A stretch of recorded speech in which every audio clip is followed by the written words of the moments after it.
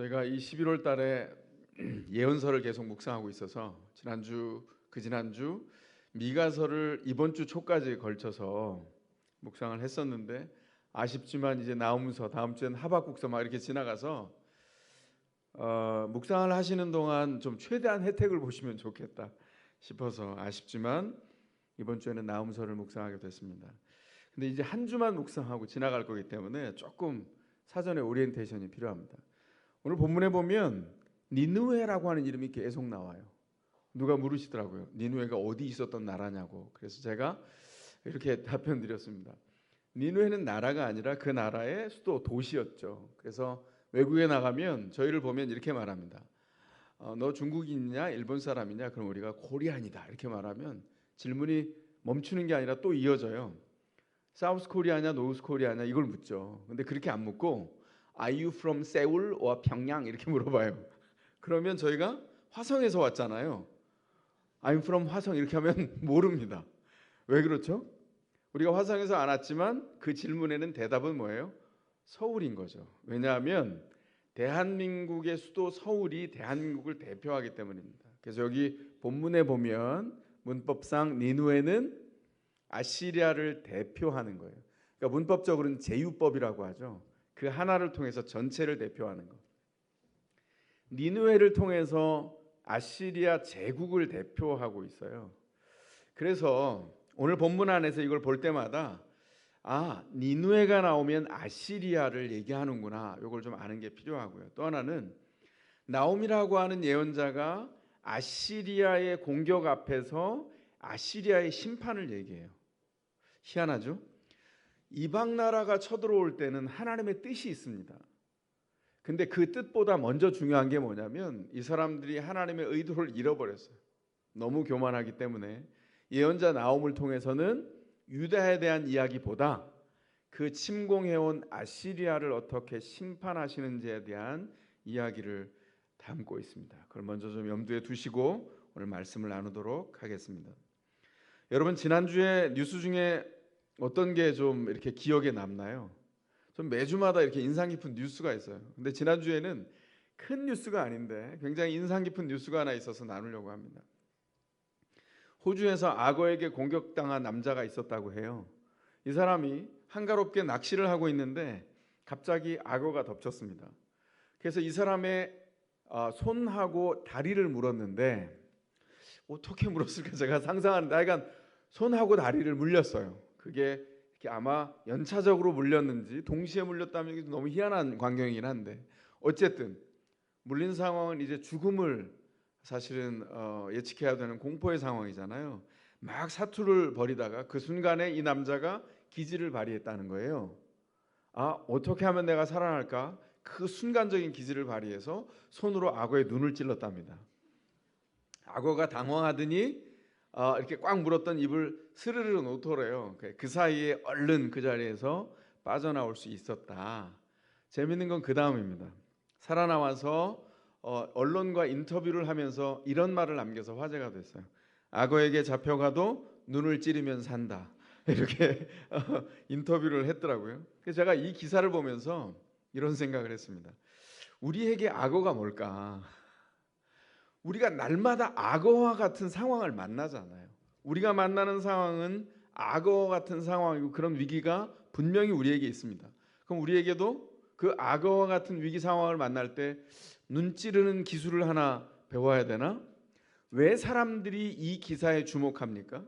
왜 언론은 이 기사를 이렇게 냈을까요? 이유는 사람들이 우리가 사는 상황이 악어가 습격해 오는 것 같은 위기가 분명히 있다는 것을 전제하고 눈 찔러서 기지를 발휘해서 탈출했다. 우리도 이렇게 눈 찌르는 기술 하나 정도 있어야 되지 않을까? 이런 상황을 만나면 우리 손으로 빠져나갈 길을 먼저 찾는 게 인지상정입니다. 우리가 원래 하는 일이에요. 신자가 세상을 살면서 늘 만나는 게 있죠. 그게 뭐죠? 상황입니다.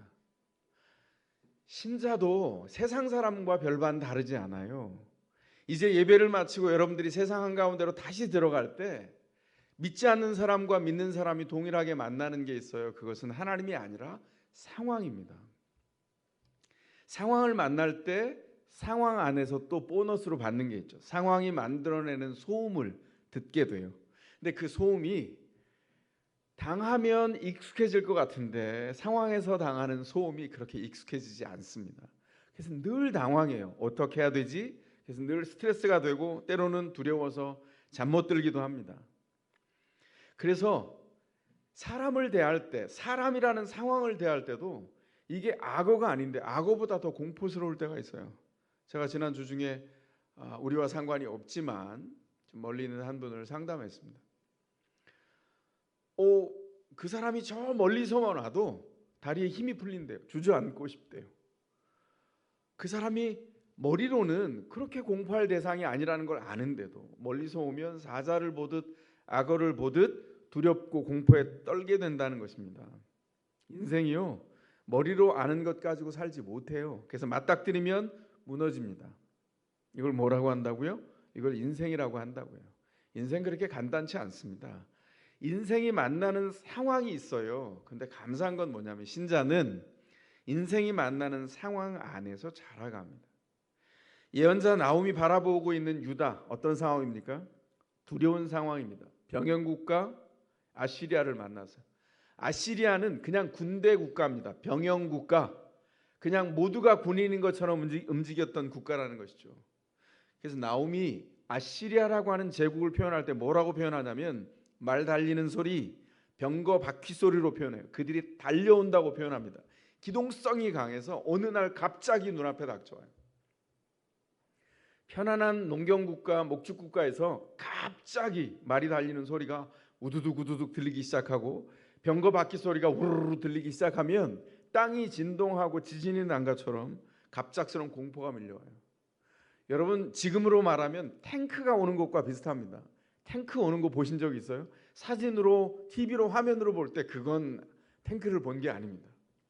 제가 비록 방위였지만 제가 군대에서 탱크가 오면, 공격해 오면 5분을 전선을 지연시키는 전술 전략의 도구였어요. 현장에서 그 전술 훈련을 했습니다. 포를 들고 탱크가 나타나서 측면 90도가 되었을 때 탄을 쏴요. 맞출 확률은 몇 퍼센트일까요? 30%가 되지 않습니다. 그럼 어떻게 되죠? 포신을 돌리는데 9초 걸리거든요. 그러면 죽어요. 그 뒤에 숨을 데가 아무 데도 없어요. 그래서 제가 군대가 준 것과 상관없이 전략을 짰다는 거 아니에요. 우리 분대원들을 어떻게 숨길 수 있을까? 진짜 전쟁이 일어날 수도 있잖아요. 그럼 돌아오면 죽는 거예요. 그래서 어떻게 살릴 수 있을까? 몇 퍼센트가 살아날까? 이런 걸 생각했던 시절이 있어요. 그걸 부셔야 되고 부실 수 없는 게 확률이 70%인데 탱크가 어마어마한 거인인 겁니다. 그 소리가 땅을 진동해요. 그 탱크가 한 대가 아니라 수십 대 수백 대가 우르르 밀려온다고 생각해 보세요.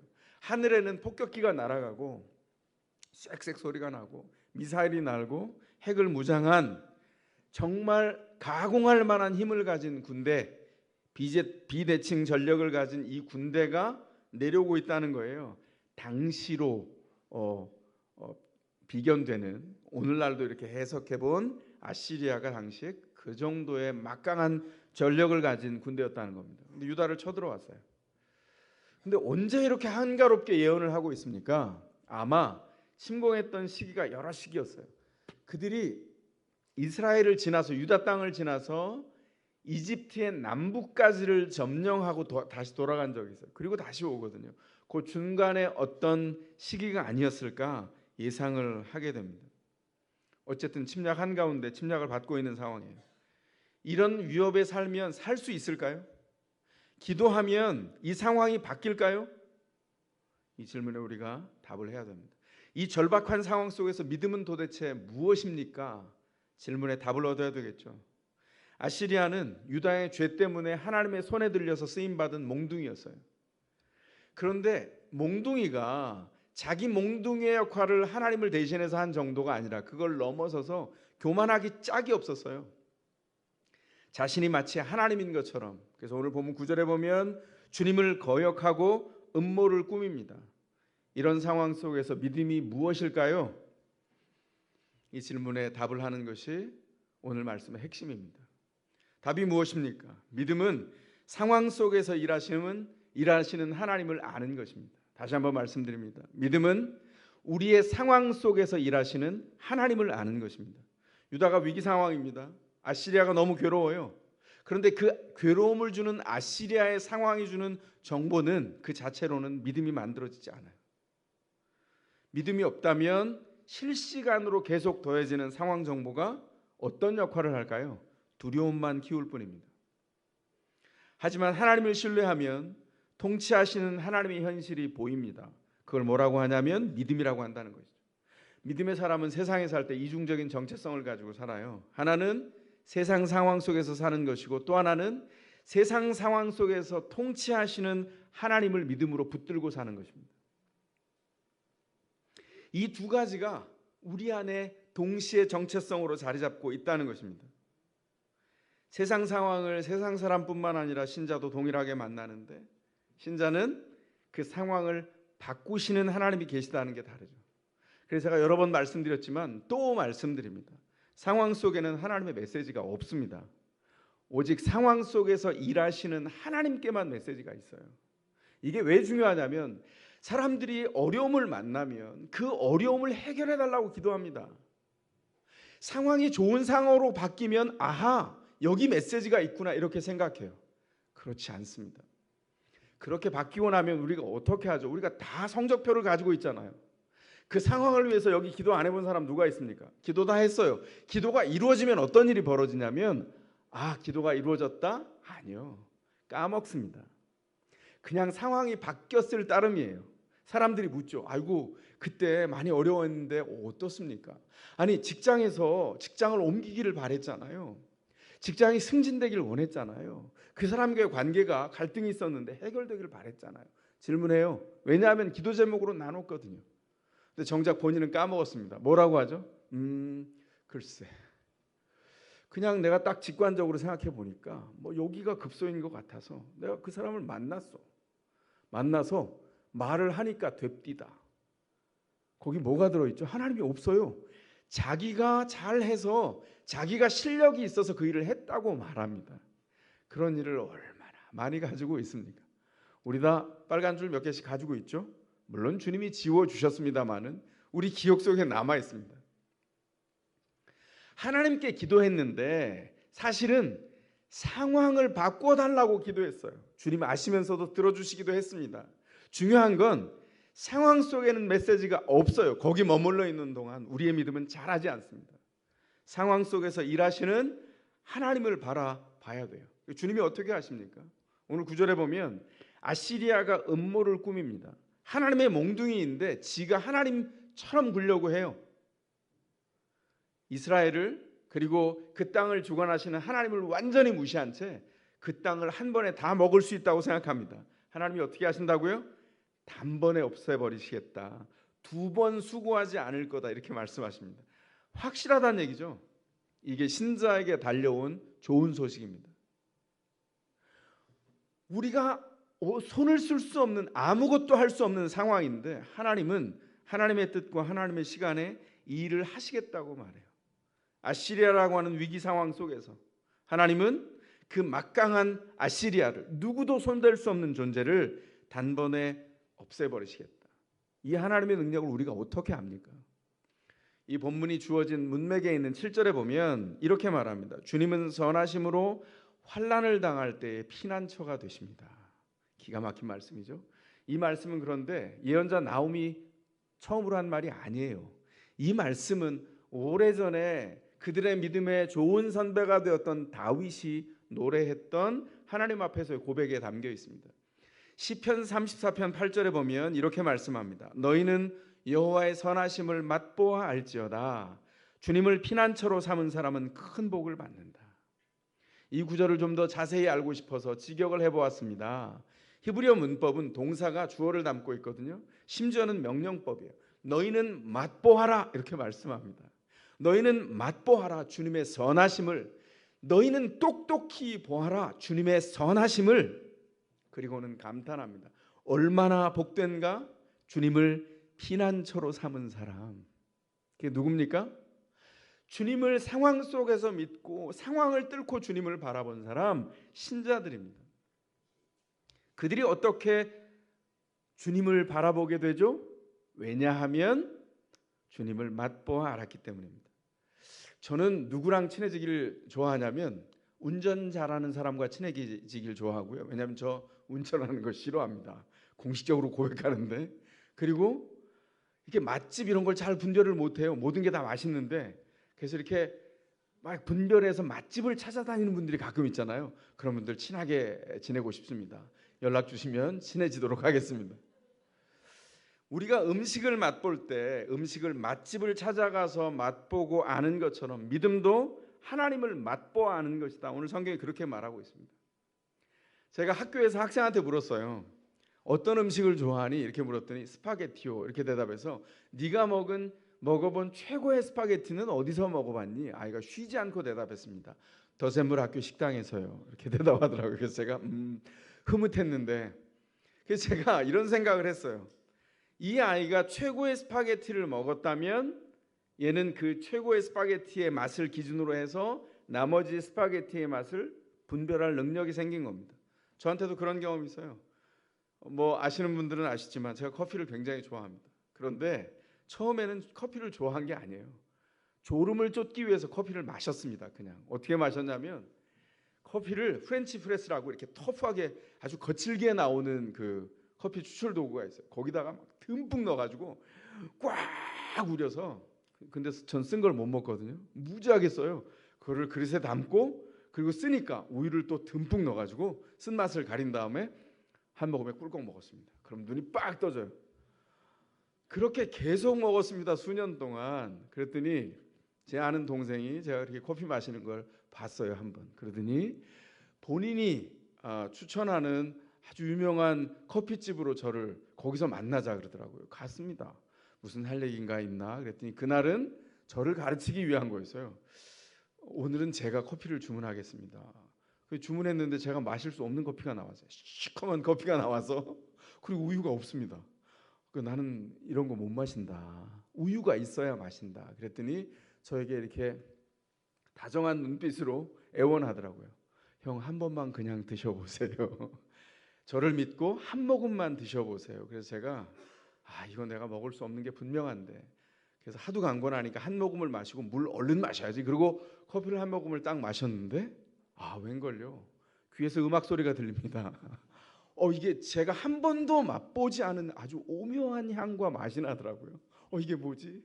앞에서 회심의 미소를 짓고 있어요. 2모금을 마시고 3모금을 마시고. 제가 그날 이전과 이후가 바뀐 날입니다.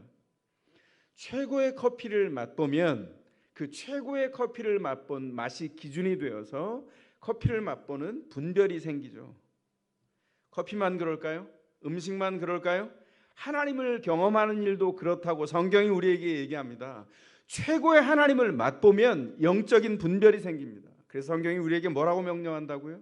너희는 여호와의 선하심을 맛보아 알지어다. 상황을 만나면 여호와의 선하심을 맛보아 안 사람은 자기 삶을 통치하시는 주님을 즉시 기억합니다. 그리고 주님께 피합니다. 이렇게 하라고 보여주시는 게 오늘 말씀의 비전입니다. 근데 현실은 어떻죠? 강한 나라를 심판하고 통치하시는 하나님을 보지 못하는 사람이 대부분입니다. 그래서 상황 속으로 들어가면 그 사람들 마음을 꽉 채운 건 여호와의 선하심을 맛보아 안 것이 아니라 두려움이 가득합니다. 견딜 수가 없어요. 그래서 하나님을 먼저 보지 않고 상황에 압도된 생각을 가진 사람이 되면 니느웨만 아시리아만 구절에서 심판받는 것이 아니라 11절에 보면 주님을 거역하고 음모를 꾸미는 자, 흉악하는 일을 부추기는 자, 너 니느웨에게서 나오지 않았느냐? 니느웨에게서 누가 나온다고요? 니느웨의 괴로움을 당하면서 이 상황은 견딜 수가 없구나.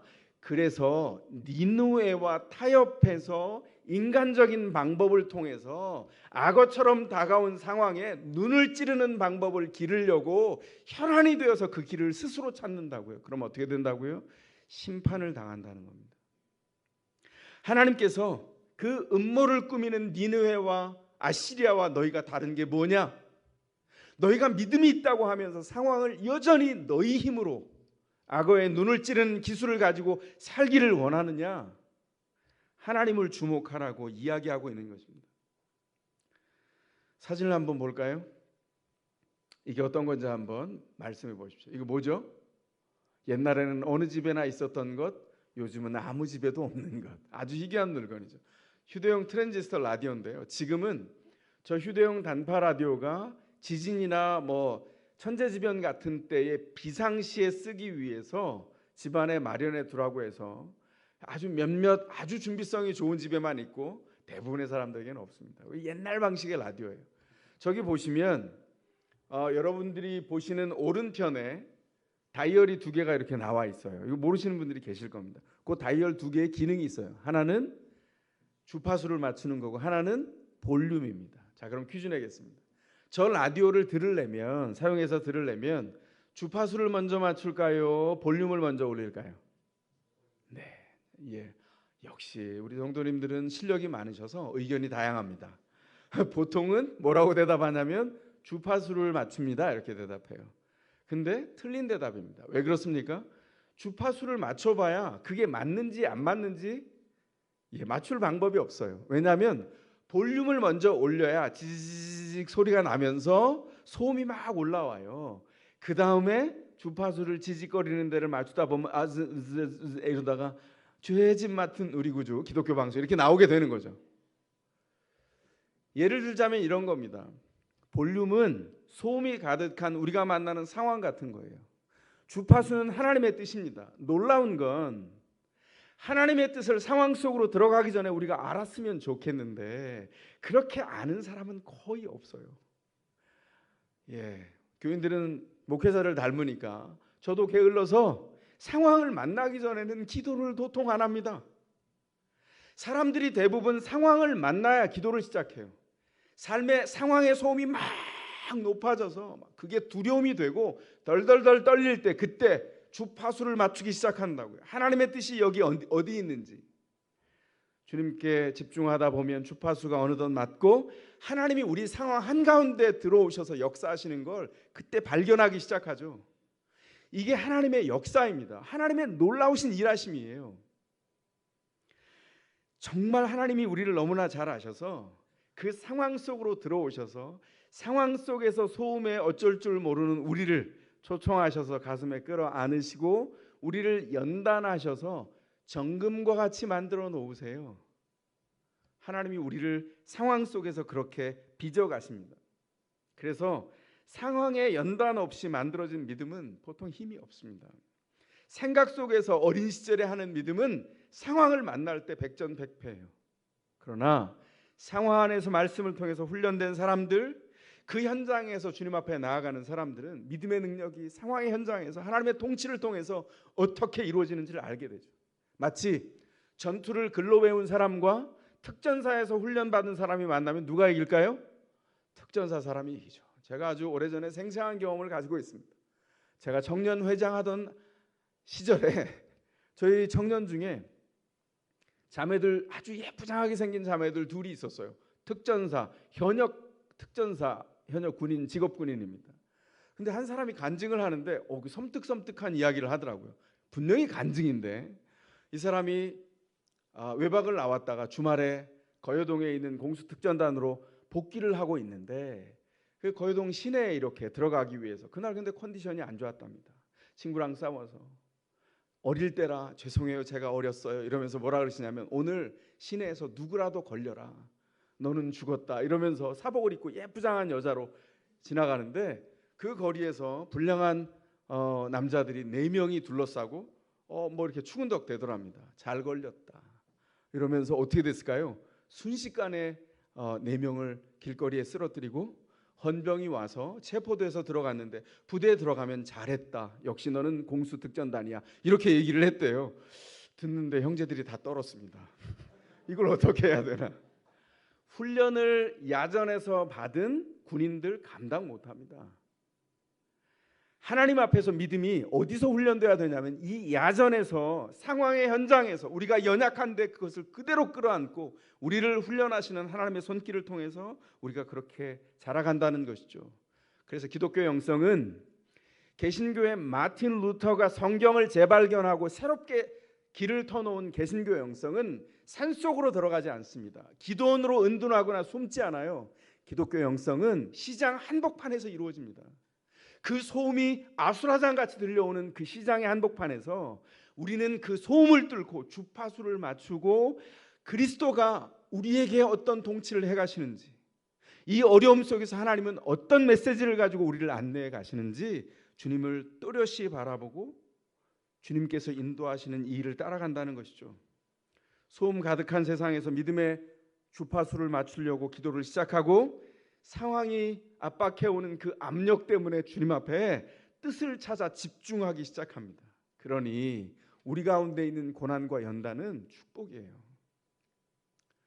우리가 만약에 지금 고생을 하고 있다면 복된 길을 걷고 있구나 이렇게 생각하시는 게 맞습니다. 상황이라고 하는 그 소음을 통해서 믿음의 주파수를 맞추면 그 상황 한가운데 역사하시는 하나님의 메시지가 들리기 시작합니다. 그러면 하나님을 향하여 눈을 뜨기 시작하고 오늘 본문 10절에 있는 말씀이 우리의 것이 돼요. 10절이 뭐라고 말합니까? 아시리아가 두려움의 대상인데 10절에 보면 그들을 뭐라고 표현하죠? 그들은 가시덤불처럼 헝클어지고 술고래처럼 골아떨어지고 마른 건불처럼 타버릴 것이다. 어떻게 이 비전이 가능합니까? 알고 봤더니 그 어마어마한 공포의 대상이 가시덤불에 불과하다는 거예요. 가시덤불은 성경에서 뭘 상징하죠? 그냥 괴롭게 하는 귀찮은 존재, 그 정도예요. 긁힐 수는 있는데 해할 수 없다는 겁니다. 텅 빈 황폐함의 상징이에요. 술고래, 골아 떨어졌습니다. 술을 먹고. 그 사람이 2m이든 3m이든 소용이 없어요. 왜냐하면 그는 통제불능이거든요. 자기 인생조차를 통제할 수가 없어요. 아시리아가 그들 앞에 이런 대상이라고 말합니다. 심지어는 마른 건불이어서 호로록 타버리고 말 거라고 얘기해요. 하나님을 향한 믿음과 그 뜻을, 메시지를 발견하기 전에는 이렇게 도저히 눈뜰 수 없어요. 이건 하나님 앞에 믿음으로 눈뜬 자만 가질 수 있는 특권입니다. 제가 여러분에게 도전합니다. 가시덤불 아시리아 같은 상황을 만났습니까? 악어와 같은 위협을 만났습니까? 눈 찌르는 기술을 배우는 것이 아니라 가시덤불을 가시덤불로 볼 수 있는 믿음의 눈을 가지시기를 주의 이름으로 축원합니다. 그런데 다급한 상황 속에서 하나님을 알아가기 위해서 메시지를 받으려면 먼저 알아야 될 전제가 있어요. 그게 뭐죠? 12절에 있는 마음에 있는 슬픔이 있다는 거예요. 12절에 어떤 게 있습니까? 12절 하반절에 보면 비록 내가 너를 괴롭혔으나 다시는 너를 괴롭히지 않겠다. 이스라엘 백성들이 어떻게 느꼈냐면 하나님은 우리를 돕는 존재가 아니라 우리를 괴롭히는 존재입니다. 어떻게 이 상황을 벗어나지 못하게 하십니까? 이렇게 계속해서 하소연했다는 겁니다. 거기에 대한 예언자를 통한 대답, 성경의 대답이 있습니다. 뭘까요? 자녀를 괴롭히는 것은 하나님의 본심이 아니에요. 주님이 다 보고 계시고 우리의 삶을 통치해 가십니다. 이스라엘 백성을 어떻게 인도했죠? 노예되었던 이집트 땅을 탈출해서 광야로 들어갈 때 왜 광야로 들어갔냐면 그 백성이 아직 훈련되지 않아서 광야의 훈련을 거치지 않으면 제대로 설 수 없기 때문이에요. 우리가 자녀 키울 때와 똑같죠. 아직 어려요. 컸는데 20살이 됐는데 5살 같아요. 그러면 어떻게 해야 되죠? 이 아이가 20살에 걸맞도록 클 수 있도록 품에서 키워야죠. 야전에서 자라도록 훈련시켜야죠. 그것처럼 이 이스라엘 백성이 어떻게 서는 것이 맞는가, 그래서 광야에서 그들을 낮추셨습니다. 훈련하셨어요. 그래서 광야 생활을 40년을 다 끝낸 그 다음에 모세를 통해서 주신 말씀인 신명기 32장에 보면 하나님을 누구로 비유하냐면 어미 독수리로 비유해요. 둥지 속에 부화를 해서 새끼 독수리들이 있습니다. 그런데 새끼 독수리들이 자기가 독수리인 줄 몰라요. 그리고 이렇게 말합니다. 야, 따뜻하다, 너무 좋아. 그리고 엄마가 갖다 주는 먹이가 정말 부들부들 맛있지 않냐. 그리고 거기서 날개도 안 펴고 이렇게 둥지 절대로 나가지 않을 거야. 영원히 forever 여기 가만히 있을 거야. 뭐 이러고 있는데 어미 독수리가 그냥 두지 않고 나무가지와 가시를 꺾어서 둥지 밑을 찔러 넣어서 아따고 불편하게 만듭니다. 엄마 왜 이러세요? 아따고 그러다가 둥지에 있을 수가 없어서 불편하게 되어서 퍼드득거리다가 창공을 날아가는 독수리라고 하는 정체성을 알게 되는 거죠. 나한테 날개가 있었네. 나는 독수리구나. 독수리는 둥지가 걸맞지 않아. 저 창공이 나의 집이야. 이루고 날기 시작할 때까지 어떻게 하신다고요? 그 백성을 연단하고 날개를 펼쳐서 창공을 비상하기까지 자라게 하시려고 그 괴로운 연단의 길을 허락해 주신 거예요. 죽이기 위한 게 아니라 살리기 위한 겁니다. 그들을 저주하기 위한 것이 아니라 복주기 위해서 하나님이 그렇게 하셨다는 거예요. 그래서 광야에서 이스라엘을 낮추신 이유를 신명기가 뭐라고 말합니까? 사람이 떡으로만 사는 게 아니라 하나님의 입에서 나오는 말씀으로 산다는 것을 가르치기 위해서였다. 우리 주님이 그렇게 말씀합니다. 신자는 상황이 주는 떡으로 살지 않습니다. 세상이 허락해주는 연봉의 높낮이로 살지 않고요, 하나님의 인도하심과 공급으로 살아요. 연봉이 얼마든 상관없습니다. 주님의 공급이 세상에 있는 도구를 통해서 이루어졌군요. 아멘. 상황의 떡을 먹는 게 아니라 상황 속에서 하나님의 인도하심과 공급을 통해 사는 거예요. 그런데 이걸 그냥 알 수 없으니 훈련하시려고, 그래야 행복하니까, 그래야 복이 어디서 오는지를 아니까 인생 광야에서 우리를 낮추시는 겁니다. 제가 말씀드렸죠. 교만할 수 있어서 우리 모두가 똑같은데 저도 교만하게 오를까 봐, 날개로 안 날고 지가 발돋움해서 잘났다고 할까 봐 하나님이 하늘에서 소금을 내려주셔서 이게 뭐죠? 너를 절궈서 맛있는 배추로 김치 담글란다. 왜 제가 김치예요? 이랬더니 성도들에게 맛있게 담궈서 김장으로 잔치하면 어떠랴. 제가 이렇게 웃으면서 얘기하는데 당할 때 진짜 억울했습니다. 제가 그랬어요. 마음대로 왔어요. 이랬더니 지하에서 자꾸 소리가 들려서 지하 1층, 2층 이런 거 이렇게 내려가는 거 해봤어요. 제가 대표라고 여러분 하지 마세요. 올라오려면 진짜 전문 용어 쓰겠습니다. 똥 빠집니다. 정말.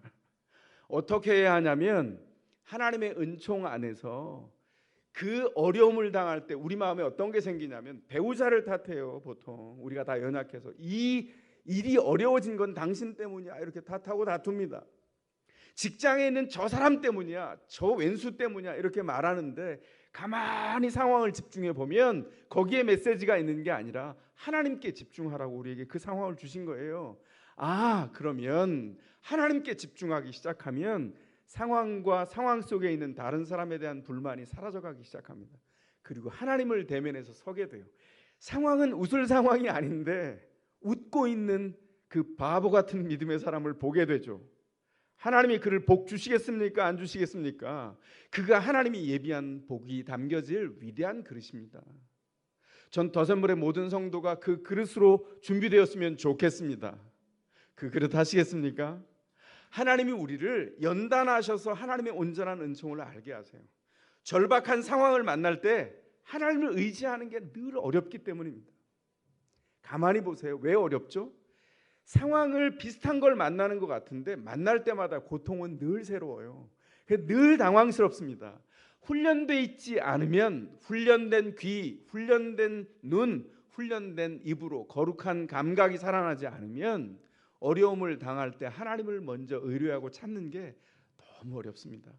바람에 휩싸여서 불만이 막 마음에 가득 차고 낙심이 가득해서 이 절망을 어떻게 해야 되지 이렇게 좌절할 때가 있어요. 그때 어떻게 하라고요? 하나님을 먼저 주목하고 주님 앞에 그 거룩한 감각으로 훈련되어서 무장해야 된다는 겁니다. 상황 속에서 두려움보다 먼저 하나님의 일하심을 보도록 우리를 연단하고 훈련하십니다. 그렇게 되면 14절의 말씀처럼 하나님의 그 행하심 앞에서 모든 우상이 다 무너질 겁니다. 이방이 붙잡고 의지하는 우상, 그들이 백으로 삼고 아시리아가 백으로 삼고 유다를 압제하려고 했던 모든 우상이 무너지고 우리가 그들을 따라서 악어의 눈을 찌르는 기술을 배우려고 했던 손을 내려놓고 하나님의 일하심을 붙들고 주님을 따라 나서는 놀라운 경험을 하게 된다는 것이죠. 이 연단을 받아서 하나님께 훈련되면 이런 말을 하게 될 겁니다. 내가 이전에 참 부족하게 살았구나. 이제 나머지 인생길은 하나님과 무슨 일이 있어도 하나님과 함께 걸어가야 되겠구나. 하나님이 없는 인생은 복이 없구나. 주님께 의뢰하지 않는 인생은 죽은 길을 가는 거구나. 그렇게 고백하게 될 겁니다. 그래서 하나님이 자기 백성을 낮추셨던 목적은 또렷하고 분명합니다. 궁극적으로 자기 백성에게 복 주시기 위함이에요. 저는 우리 성도들이 그 예비하신 하나님의 복을 다 받고 누릴 수 있었으면 좋겠어요. 너무 풍성해서 우리만 못 누려요. 그 받은 복을 나눠줄 수 있는 존재가 되었으면 좋겠습니다. 지금 유다가 당한 이 현재 곤경에서 가장 큰 위로의 좋은 소식이 뭔지 아세요? 그 어려운 곤경에 하나님의 다스림이 임재하신다는 거예요. 이게 진정한 위로입니다. 우리 가운데 그 위로가 있다고 말씀하는 겁니다.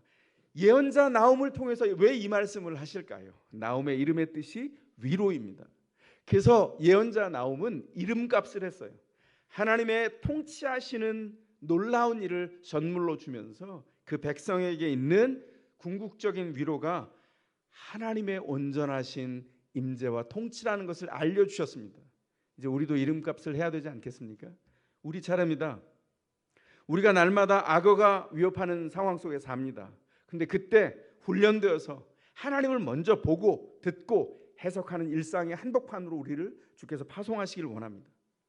그 현장이 어떨까요? 들어가면 악어의 눈을 찌르는 기술 정도가 아니라 우리에게 달려와서 좋은 소식이 되었던 그리스도를 통한 구원의 좋은 소식을 가슴에 품고 그가 통치하신다는 그 놀랍고 마르지 않는 위로를 붙들고 현장에 들어가서 우리 삶을 통치하시는 주님을 의지해서 살다가 당신은 이 어려움에 어떻게 그렇게 웃으면서 여유 있게 사오? 이렇게 물으면 예수 때문이야. 그때 비로소 말할 수 있는, 왜냐하면 그건 너무나 솔직한 대답이기 때문에 그 증거자로 우리를 세우시기를 원합니다. 여러분은 누구를 인하여서 가슴이 뜁니까? 예수 그리스도의 구원을 위해서, 그 구원하시는 놀라운 사랑을 위해서 가슴이 뛰고 있습니까? 우리가 그 가슴이 뛰어야 한다고 말합니다. 주님께서 우리를 진정으로 위로하셨기 때문입니다. 자녀를 키우면서 어려움이 있을 때 위로요. 우리가 직장 생활할 때 어려움을 닥칠 때 그 길을 뚫게 하시는 위로가 하나님의 놀라우신 구원, 그리스도 예수 안에서 우리에게 이미 이루어졌어요. 무엇을 붙잡을까요?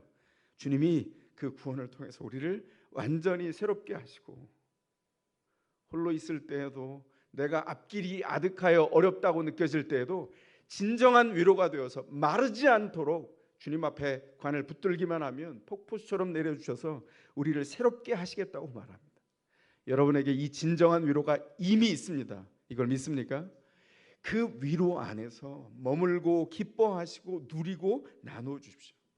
나누어 주고 퍼주어도 마르지 않는 그 깊은 위로가 여러분에게 늘 있으며 여러분을 통해서 누군가가 그 생명의 복을 누리는 그 놀라운 축복이 있기를 주의 이름으로 축원합니다.